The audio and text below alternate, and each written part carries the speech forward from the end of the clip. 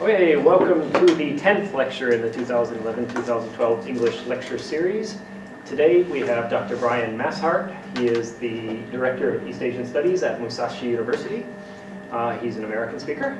And his title today is It Shall Be As You Shall Have It, Opportunities and Challenges to Studying Abroad in Japan. Okay, he just flew in from Tokyo today, yesterday. And so this is his first visit here. So let's welcome Dr. Brian Masshardt. Yeah, well, thank you very much, Shawn, giving me this opportunity to escape the heat of Tokyo. You're so very fortunate to be living up here. Trust me, you don't want to be in Tokyo now. And I really appreciate all of you taking time to come here and giving up your afternoon to listen to me, to what I have to say. Hopefully it's something that you will find interesting and maybe inspirational. Like many of you, I've been blessed with opportunities to interact with some very inspirational educators and believers in people. At key points in my life, these individuals were there to spur me on and encourage me through their words and actions. The subjects that they taught, the lessons of history, science, math, English, must have soaked in somehow. But more than the information that they passed along was the personal connections and the personalities that have remained and really fuel my memory of those times. Numerous educators have influenced me deeply. Mrs. Howe, my 64-year-old 6th grade teacher, who inspired me to start running, because if a 64-year-old woman could do it, an 11-year-old boy could do it, right? Mr. Brees, my high school cross-country coach. Dr. Eston, my university cross-country coach. Dr. Rogers, who sort of turned me on to the idea of graduate school, for better or for worse. But I've finished it, I've gotten through. And as moving on to graduate school, Dr. Steinhoff, Drs. Milner, Dater. I know these names don't mean anything to you, but maybe you're flashing in your mind too, teachers that you've come across in your life and who remain in your memories. And for me, I think no one remains larger in my memory than Dennis Pratt. Denny, as he was called by old and young alike, was a professional educator in southwestern Wisconsin. He served as a principal and superintendent for close to 40 years, and during the summers was director of Canyon Camp, a Boy Scout camp in northern Illinois. That's where actually Shawn and I met some few years ago. Right? You didn't know there was going to be a U.S. geography test today, right? It's okay. Don't worry, most Americans don't know where these places are either, so you're in good company. I attended that camp as a scout for 3 years. And for 7 years, I worked on staff. One of the things that Denny was really good at was telling a story. And one of the stories that he told concluded the great opening campfire every Sunday evening. This was a time where we would come together. Denny would try to inspire us and set us up for the week that lay ahead of us, right? As the fires were dying down and the embers were popping off and floating skyward, Denny would challenge us, and he would say, pick an ember, follow an ember. How far will it go? How far will you go? What will you accomplish this week that you have here in the lush valley of Canyon Camp?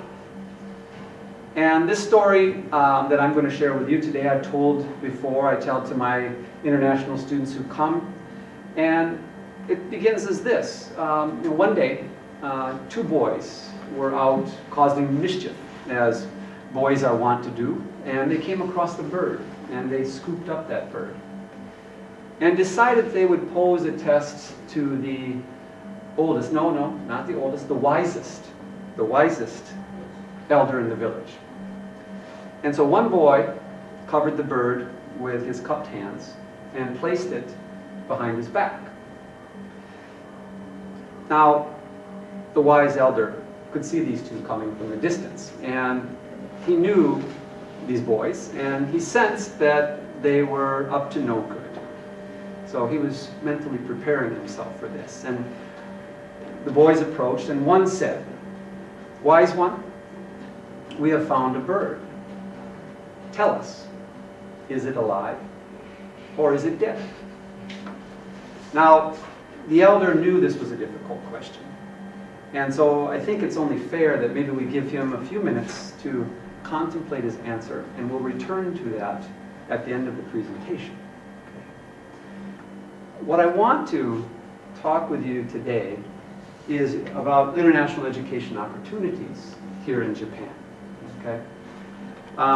First of all, I want to give you some context, a few definitions. I don't want to weight you down with definitions and data, but I want to make it a little academic for you.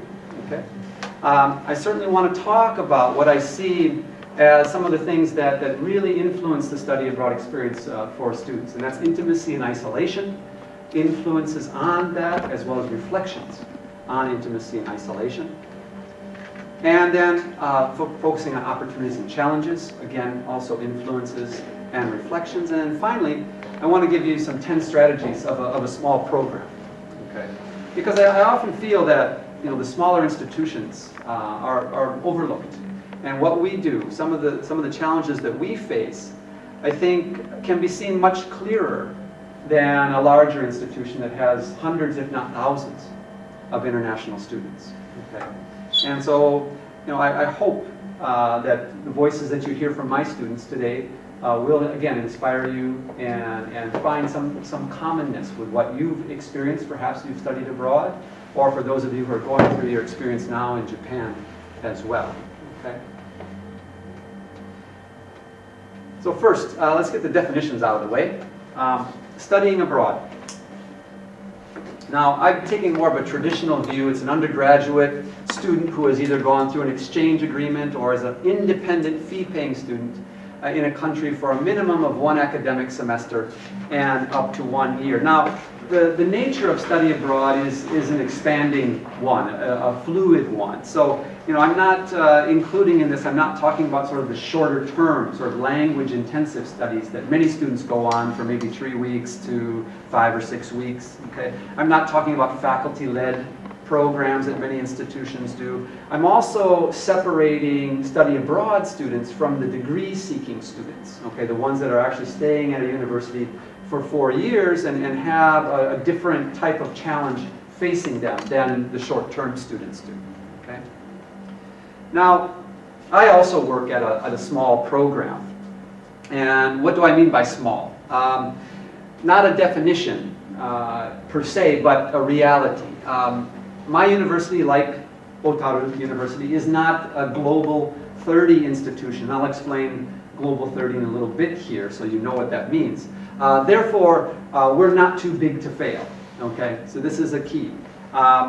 In addition, there are other things that limit us, beyond just the pure measurables, just the pure numbers. Okay, my university, I'm very encouraged here. You seem a little more progressive in many ways, okay, than what we face as a very urban, conservative institution in Tokyo, which I think may be more of the norm of Japanese institutions, a very conservative nature. Okay, so what we're talking about is, again, not the numbers, again, students. For example, we usually have around 30 to 35 students who come to our university. We typically send out about 100, and that includes students, though, that do these short-term programs or do research projects. In terms of study abroad, we only send maybe 10 to 15 students out a year. Okay, so we're even smaller than that 100, which I put there to make it seem like we're a little. No, but we are small, and it's the idea of the overwhelming majority of students who stay on the campus. 90 plus, 95, 6, 7% of our students are staying on the campus. We have 4,200 students at our campus. Okay, only about 100 going out.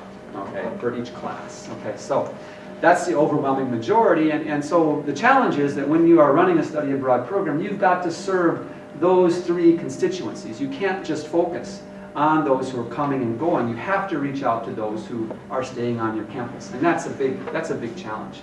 In addition to those measurables, we're talking about campus culture.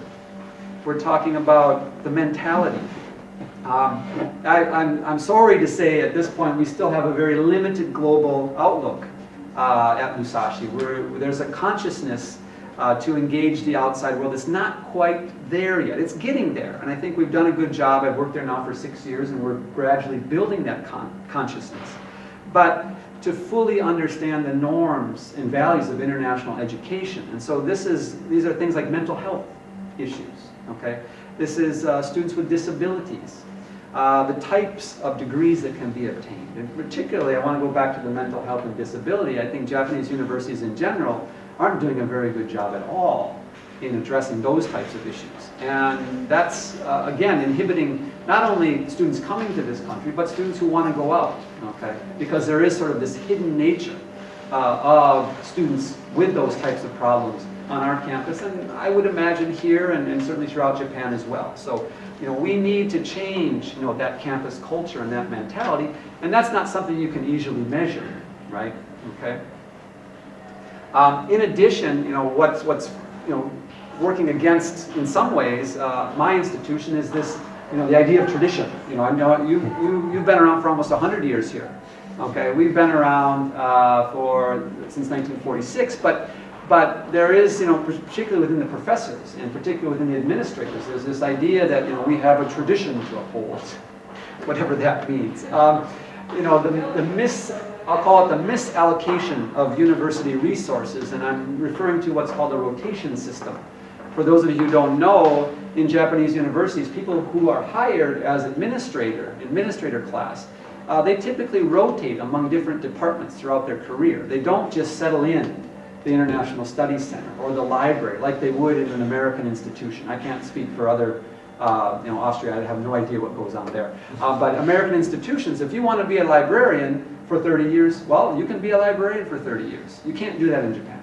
They will rotate you, and that's very much a misallocation of university resources. In addition to that, and as we move into externally, the comparative nature of that, we get into this thing called the hensachi, okay, the university rankings, okay? And so there's always that concern that even your partner abroad, okay, what is the reputation of that partner abroad, okay? If you want to work with institutions within Japan, okay, you always have to be conscious of, oh, is that institution's hensachi a little bit lower than what we're used to, right? Because if it is, my gosh, we can't do anything, with that institution. In addition, with Musashi, I don't know about Otaru, I don't know if you're in some kind of consortium here or grouped, maybe Hokkaido grouped universities, but at Musashi we have 3 other Tokyo area universities in which we are grouped, okay? And it tends to be more on social activities, sports days. There hasn't been a lot of there's upper level management stuff, but there's not a whole lot of interaction with international students. And so, we end up doing a lot of comparison, okay, based on what those institutions are as well, and that is very challenging for us, okay? Now, I really, boy, when you get into data, it's almost like herding cats, okay? And I really want to keep this presentation within the KISS principle, right? Keeping it simple, stupid, in that sense, right? There are quite a few numbers out there, and this is a problem, and I'm trying to present today the less contentious, the less problematic, the less debatable ones, okay? Some of this data that you see is going to be dated, but these numbers do appear publicly, they are accessible, and they're often not clearly explained, okay? So that's part of it. So certainly in talking with my friends who have been doing this longer than I have, they've pointed out some of the data, the problems in the data that I gathered today. But even though we have mismatched lists, incomplete lists that lead to a lot of head scratching, I think there is value in presenting data, and I'm hoping to convince you of that anyway.